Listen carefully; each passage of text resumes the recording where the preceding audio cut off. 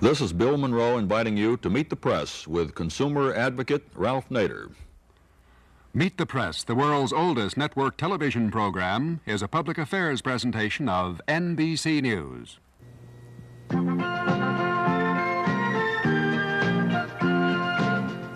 Meet the Press is brought to you by Exxon. Energy for a strong America. To show how challenging it is to produce energy today, Exxon engineer Tom Matthews took a visitor on a tour of the world's tallest offshore platform when it was being built near San Francisco. We're building it on its side. When it's upright, it will be about as tall as the Empire State Building. 5 months later, Tom Matthews was back to watch it go to sea. Because it's so big, it's being towed one section at a time under the Oakland Bay and Golden Gate bridges, then out to an oil field off the California coast. When it's completed, it'll be the first platform to open up America's deep waters as a source of energy. This platform is a good example of how Exxon is putting its capabilities to work. Its offshore experience, its technical know-how, and its financial strength to provide more energy for a strong America. Our guest today on Meet the Press is consumer advocate Ralph Nader. Mr. Nader began his career as the nation's best-known spokesman for consumer interests 12 years ago, when at the age of 30 he took on General Motors and automobile safety. Since then, he has established a number of pro-consumer, legal, and lobbying organizations in Washington, including the membership organization called Public Citizen. Mr. Nader, during the election campaign, you spent one night with Jimmy Carter in Plains. You had high praise for him, and after the election, you wrote that Carter looks like good news for consumers. Now, based on what we have heard in recent days about his plans for energy, how do you now evaluate the president?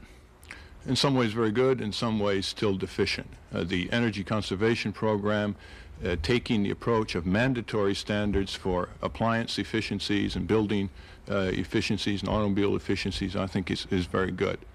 I think the attempt to try to get the utilities to price their electricity in a way to discourage waste, to develop cogeneration, which is a conservation effort, is also very good.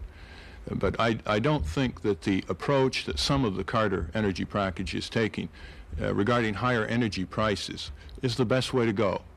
First, in terms of the amount of conservation it will achieve, and second, in terms of the inflationary and other inequitable effects that it will produce.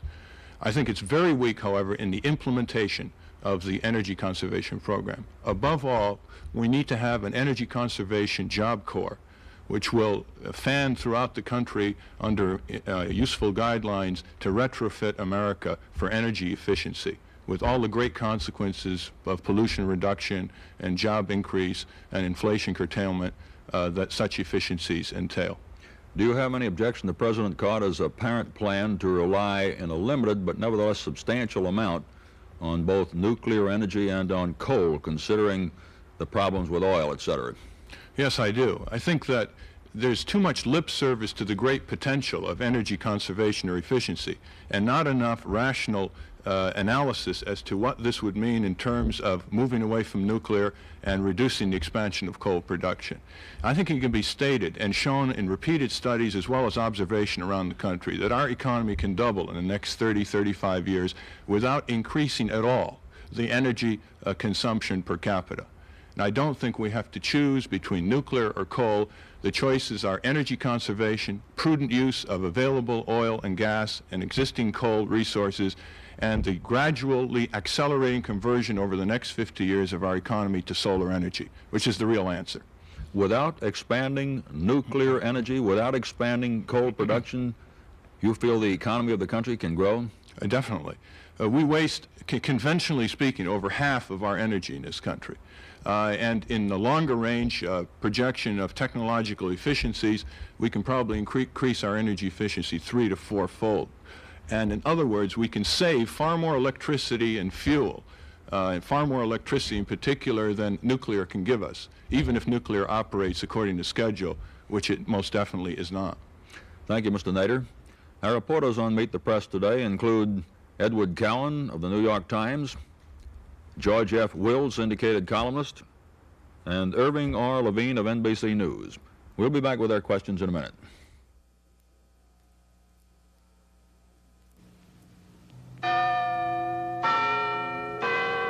Before they see Paris, thousands of tourists see us, United Technologies. Moving walkways from our Otis subsidiary at the Charles de Gaulle International Airport allow thousands of passengers an hour to ride from Plainside to the main terminal. Elsewhere, our Hamilton Standard Division has designed a computerized system to help institutions combat the high cost of energy. By helping monitor and conserve power use, it can cut fuel bills by substantial amounts. In Connecticut, our Sikorsky Aircraft Division has developed the U.S. Army's troop-carrying helicopter of the 1980s and 90s. It's the most technically advanced helicopter ever produced by Sikorsky for the U.S. military. Built to the rugged requirements for the Army of the future. We're the technologies of Sikorsky, Hamilton Standard, and Otis, 3 units of United Technologies. High technology is our basic strength. We make it work for you in many ways. Now, back to Meet the Press, an unrehearsed press conference. Here is Bill Monroe. We'll continue the questions for Ralph Nader with Mr. Cowan. Mr. Nader, when the Carter administration came in office, it brought with it a lot of people, young people, who are sympathetic generally to your point of view, environmentalists, some of them out of public interest research groups. One of your own close associates has an important job in the Highway Administration now. She runs it, I believe, Joan Claybrook. Gives rise to this question in my mind. What is your relationship to the White House? What sort of access do you have to the White House staff, to the President? How do you use it? How often? What kind of responses do you get? Do you feel that your ideas are being listened to attentively and responsively? I think the White House is listening to other than business interests, which was characteristic of the Nixon and Ford administration. It's listening to consumer interests, environmental interests, in both organized and unorganized fashion. Our desire is to always convey our views to White House aides, to President Carter, and get some sense that they're at least reading our recommendations and acting on them one way or the other, rather than just shelving them. And thus far, they've been really quite responsive. Stu Eisenstadt and Ham Jordan and others. Tell us in some detail. Can you call Stu Eisenstadt and get him on the phone almost any day you want to, or Jordan, or just how do you proceed? Tell us in some detail how you do that. Well, I proceed largely in written form because I think that's a more comprehensive way to proceed, but on occasion, if a telephone call is necessary, I do get through. And President Carter has indicated that any time there is something important to convey directly to him, not to hesitate.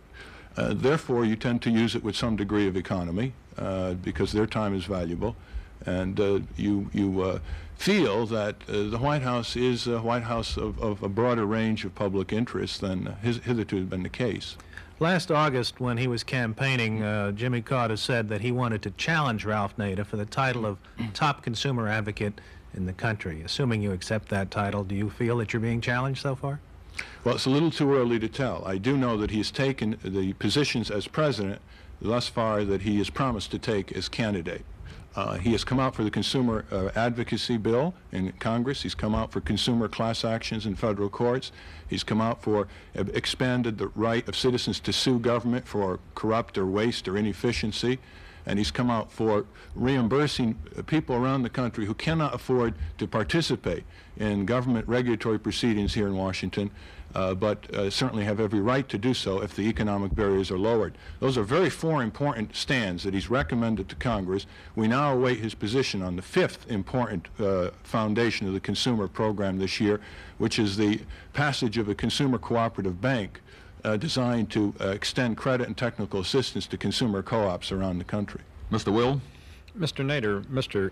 Carter's first task is to convince the country there's an energy crisis, and in your answer to Mr. Monroe's first question, you seem to say that we had enough energy, we just had lousy habits. Is that your position? Is there an energy crisis? There is not an energy supply crisis. There is an energy monopoly crisis, too many of the energy decisions being made by a few large corporations instead of by a broader aggregate of consumer determinants. There is an energy waste crisis. We are the most wasteful country in the world. In fact, people come from all over the world to watch us and see how we waste. We are also in a crisis of choosing the best form of energy to put our programs as a nation into. For example, solar energy has come a long way in the last 3 or 4 years. It is a highly practical way that we can start using in our economic system. But it is not the form of energy that immediately results in profits to the energy monopolies that now want to sell us more coal and oil and gas and synthetic fuels at higher and higher prices. Those are the kinds of crises we are in. We are not in an energy supply crisis per se. Well, you emphasize waste, yet a number of consumer groups, some of them associated with you, have worked very hard and effectively to keep prices low, lower than the government in some cases wanted them, lower certainly than the market would have made them. Doesn't that encourage waste? Not really when you have better alternatives.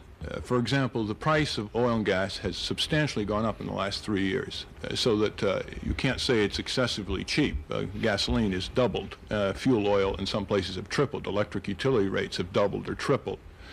If you have a better alternative than higher prices to the ultimate consumer, who are already burdened, you should take that alternative. And that alternative is to try to get energy efficiency by physically mandated standards for building efficiencies, new and used, for appliances, for furnaces, for automobiles, for industrial processes. There are just dozens of studies, dozens of statements by corporate executives, dozens of observations that we can make around the country illustrating how much waste there is in this country that can be reduced by better engineering and better processing of the equipment that consumes the energy. The energy program, as it's emerging, seems to pose a conflict between two of your oldest causes, one of which is energy conservation and the other is auto safety, because there does seem to be some relationship between size and safety. And the only car built in America today that can meet the 1985 efficiency standards of 27.5 miles to the gallon is a very small automobile. Are you bothered by the fact that there's going to be some trade-off in terms of safety in order to achieve efficiency? I'm bothered by the fact that some people in the administration, and of course the auto industry, want us to believe that there must be a trade-off. The important crash protection feature of a car is its size more than its weight. And cars can be made lighter, but still without a drastic increase of the size to protect the occupants in a crash and absorb the energy. Secondly, cars can remain the size they are and still have lower horsepower and more efficient engines.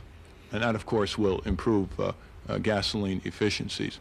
And the administration, I think, is getting itself boxed in by a gasoline tax and a high horsepower tax or a gas guzzler tax without taking into account that if it doesn't also hold firm and advance the auto safety frontiers and deal with the problem of imports, it may result in bad economic and safety consequences. So there has to be a program going on all three of those fronts if we're going to achieve our goals. Clearly, the average automobile fuel efficiency in this country could double over the next 8 years, because we know that back 30 and 40 years, that cars, four-door cars, have been able to come up with 30 or 35% fuel efficiencies. Mr. Levine? Mr. Nader, in stating that you do not believe that there is an energy crisis, but no supply crisis, are you subscribing to the view of those who say that the problem is simply a conspiracy between the big oil companies and the Arab oil producers to get higher prices for their products? Well, let's call it mutual self-interest. The oil-producing countries all over the world and the large oil corporations such as Exxon and Texaco have a mutual interest in high prices. And the Texaco and Exxon private cartels, so to speak, have been making more money when the OPEC price went up, not only because they sell it at a better absolute profit around the world, but because their reserves in this country, including Alaska, have increased enormously in value as a result. So it doesn't really have to be a conspiracy, it's just mutual self-interest. And as long as these parallel cartels tend to limit the flexibility of Washington or control Washington, particularly in terms of the oil industry, we are going to get an oil company-dominated energy policy, not a consumer-shaped energy policy. And since the oil companies are moving into coal and geothermal and heavy into nuclear and uranium, you can see that all forms of energy will not become competitive with one another, but they will be pushed up to the highest price of oil, which at the present time is imported oil. And I think that's a prescription for economic, political, and technological disaster, unless it is broken, and the only group that can break it is the president and his advisors. You've indicated that you see the solution in greater conservation, and you've spoken of the creation of an energy conservation corps. How will that operate? Will that be an army of people going around, going to people's homes to see how their thermostats are set and so on? It would basically be a jobs program, decentralized throughout our cities and towns around the United States, working on energy waste audits, going from government buildings to industrial buildings to commercial buildings to residences. And together with the incentives and tax credits and other policies of the new administration, developing a continual process of energy efficiency. The beauty about the approach is that it solves a big gap in the Carter program, which is how do you implement energy conservation? Mr. Schlesinger has never been excessively sensitive to the citizen role in energy policy, whether in terms of his proposal to Congress for the reorganization of the energy agencies or in terms of his message, as far as we can determine from the early report that was made public last week, how are citizens going to implement it? Why not combine energy conservation and a jobs program? The controller of Houston, Leonel Castillo, sent energy auditors around to various city buildings in order to make this kind of inventory. That's the only way it's really going to be done. Doesn't this make for a huge bureaucracy, huge expense? It makes, first of all, for putting people to work with a double opportunity. One, to do constructive work and get paid for it, and second, to help solve the energy problem. And it's in many ways much more productive and cheaper than unemployment compensation and all the horrors of economic horrors and personal horrors of 8 or 9% unemployment. And secondly, it can be done efficiently. These are targeted schedules of reduced consumption of energy. There's a great opportunity for success because we waste so much. Just look at the World Trade Building in New York, for example. And thirdly, we can develop regional competition between states and cities and regions, something that's very important in this country to advance as a motivating force for a widespread national commitment to deal with this situation. Are you talking, in effect, Mr. Nader, about scores of thousands of government inspectors who will be going into homes and offices and factories enforcing compliance with conservation standards? No, that's bad imagery, and it's not really accurate. What we're talking about, first of all, is the retrofitting of buildings and other energy-consuming guzzlers in America. That means a lot of construction work, plumbers, insulation appliers, a lot of production in this area, so that there will be people working to retrofit these buildings in accordance with certain incentives that the Carter administration is putting forward. Now, there will be auditors. There should be auditors of city halls around the country, for example. There should be an inventory. It should sort of be like a scorecard. And it doesn't have to be anything that affects lifestyle except to reduce the bills and reduce the economic and pollution burdens of excessive energy consumption. But you're talking about inspectors who would require compliance with government standards in homes and offices, et cetera. That will require, of course, congressional legislation. For new buildings, there must be mandatory efficiency standards, and I think the Carter administration is moving in that direction. For old buildings, there are tax incentives and credits, et cetera. The question is, should be mandatory standards for older buildings. And certainly we can have them for federal, state, and locally owned buildings. We can have them for industries, and we can have them for these office buildings that waste so much energy and being overlit, overventilated, and overheated. I think we must remember, when we talk about conservation, it is not sacrifice. It's a liberation to a cleaner environment, more jobs, fighting inflation, and all the rest. And we should also remember that 60% of our energy goes through industry, commerce, and government. And that's where the big waste is. And the resulting 40% by consumers rely on the kind of equipment, such as automobiles or poorly built houses, that make them waste even if they want to be more thrifty. I don't want to discount the element of endpoint consumer or personal thrift and turning off lights where they're not needed. But I think we must realize that the major pivots of energy waste in this country are relatively small numbers of large buildings, factories, producers of automobiles, and construction firms, rather than saying that it's all going to have to change the habits of 200 million Americans. Mr. Cowan? Well, it seems to me you've said two different things about this, this Energy Conservation Job Corps. At one point you said it would perform energy waste audits. At another point you seem to say that it would employ electricians and carpenters and so forth who would actually do the retrofitting, which would imply, I think, that the federal government would be paying directly for the retrofitting. Now, which did you mean? Well, obviously the federal government is going to pay whenever it gives an investment tax credit. It's paying indirectly. A fraction. We perhaps can go further. Suppose we look at it this way. This country spent $75 billion to send a number of men to the moon. And it had some beneficial side effects as well beyond that transit mission. Should we spend billions of dollars to retrofit America in terms of energy efficiency and to convert the country more rapidly into solar energy? Well, if you can justify the moon expenditure from an economic rationale, you can far more justify this kind of expenditure. That is, if, in answer to your question, there should be a greater federal assist pattern. Well, what I'm trying to understand is whether you're saying the federal government should pay 100% of the cost of retrofitting, and if not, how do you expect to get people and businesses to make the capital outlays that energy conservation requires? It requires spending money. Yes. And how do you expect them to do that more than they've done it if energy prices don't go higher, giving them the opportunity to save money by retrofitting? Because at the present time, it's cheaper for them to invest in energy conservation to save a barrel of oil than to buy a barrel of oil.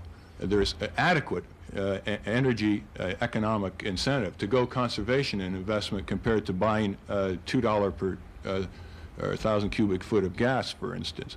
I don't think the government should pay the entire bill, of course. It's already sharing it 30, 40% or thereabouts.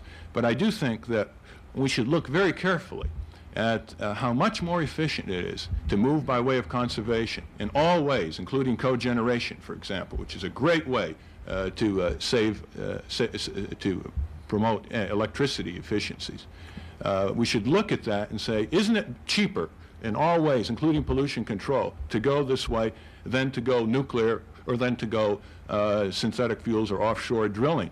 That's the failure of the Schlesinger plan, that they say, well, conservation is important and nuclear and synthetics and oil and gas and coal, but they don't put them on a collision course with one another to force the superior economic alternative to get a superior priority in what they recommend and implement. We have about 2.5 minutes. Mr. Will? Mr. Nader, leaving energy aside for a moment, can you tell us what future decisions that you anticipate by the Carter administration concerning what issues will they demonstrate their virtue or lack thereof? Well, I think, first of all, whether they are going to treat the problem of corporate power and corporate concentration in our economy, whether they are going to really become serious in moving under the anti-monopoly laws and perhaps new legislation as recommended by Attorney General Bell last week to deconcentrate the economy, make it more competitive, make a new philosophy behind job intensiveness instead of capital intensiveness, and in a sense promote economic democracy. You're, I think, more ferocious in denouncing than precise in defining monopoly.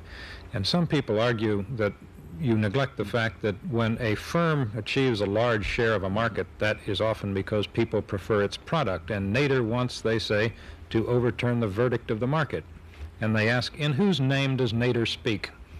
Who do you speak for besides Nader? Speak for myself. That's the essential right of a citizen. Mr. Levine? Mr. Nader, the British-French supersonic Concorde has been operating in and out of the United States for several months now. How has this experience affected your attitude toward that plane? Well, I think it's an atrocious economic venture. I think the small taxpayers in England and France are paying the bill for millionaires and government officials from those countries to travel on the SST. And on this side of the continent, the people who live around New York or Washington or elsewhere are suffering from the sonic abuses and perhaps, if there are more SSTs, more serious environmental abuses. It can't be justified from either an economic or environmental point of view. If the Consumer Protection Agency is passed, what's the first job you'd like to see it undertake? I think the major job is to represent consumers in the energy policy. right across the board, from nuclear to solar to energy conservation to pricing. Thank you, Mr. Nader, for being with us today on Meet the Press. I'll be back in a minute with a look at letters.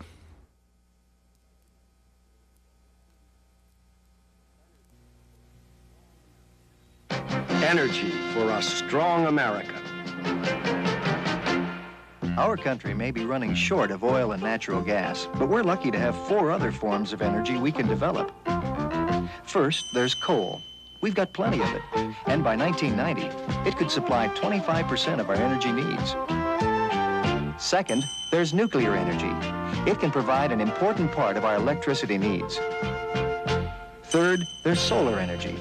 It's got a bright future, and a lot of bright people have to keep working to find ways to make it more economical. And fourth, there's you and all the rest of us. We're a form of energy, too. The more energy we can all save, the less America has to depend on foreign sources to meet our needs. Our conservation efforts and energy development from coal, nuclear, and solar power will help provide energy for a strong America. Commenting on last week's program, Leo Schwamberger writes from Ohio, Senator Long, in his defense of the waterways projects, proved the fallacy of allowing men to remain in office too long. They use millions and billions so glibly without thought of the little guy back home who has to foot such bills.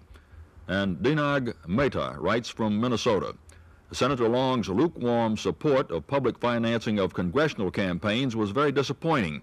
We must get the for sale sign off our congressman. The special address to write to, if you would like to comment on this program, is Meet the Press, NBC, Washington, D.C., 20016. For a printed transcript of Meet the Press, write to Merkel Press, Box 2111, Washington, D.C., 20013. That's Merkel Press, Box 2111, Washington, D.C., 20013. Enclosed 25 cents and a stamp, self-addressed envelope. Next Sunday on Meet the Press, our guest will be another headline figure in the news. Now this is Bill Monroe saying goodbye for Ralph Nader and Meet the Press.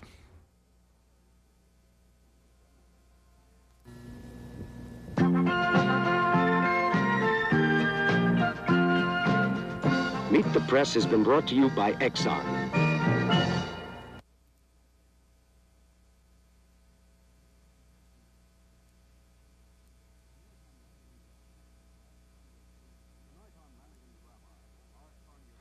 Tonight on Lanigan's Rabbi, Art Carney is police chief.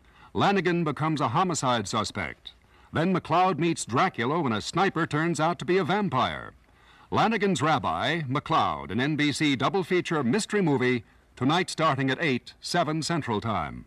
This is Lee Dayton speaking.